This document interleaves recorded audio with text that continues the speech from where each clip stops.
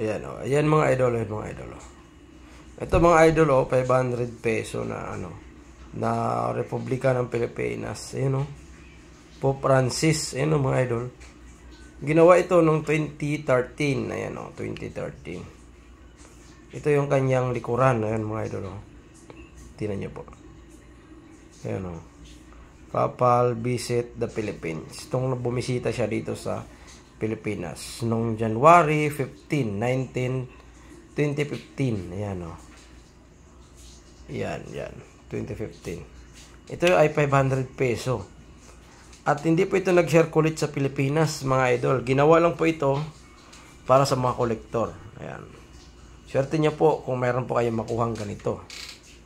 Yan. Dahil ang meron po nito, mga kolektor kadalasan. At akin po ay dalawa. At meron po siyang, ayan, box. Ayan. At ito po yung isa, mga idol. Dalawa yung akin. No? May box, dalawa. Yan. Same lang yan sila, 500 peso, mga idol. Kaya tingnan natin yung kanyang papel. Ayan. Ayan, no? Tingnan natin yung kanyang papel. Ayan. Ayan, no, mga idol. Composition ay 89%. Ayan, no? Ano ba yan? 5% oil. 0% zinc, 1%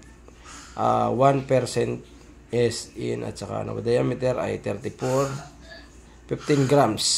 Ayan, no. Gold plated. Ayan, gold plated daw siya.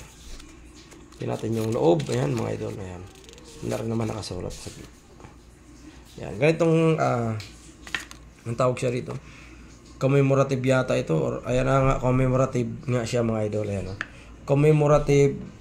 Ayan o, commemorative 500 peso coins. Ayan. Gold plated. Ayan. Napakaganda nito, mga idol, sa personal. Pag meron kayo nito, ayan o. Ayan o. Pag meron kayo nito, napakaganda. Pang display, napakaganda po, mga idol. Ang sabi nila, pampaswerte. Ayan. Swerte ko po dahil meron po akong dalawa.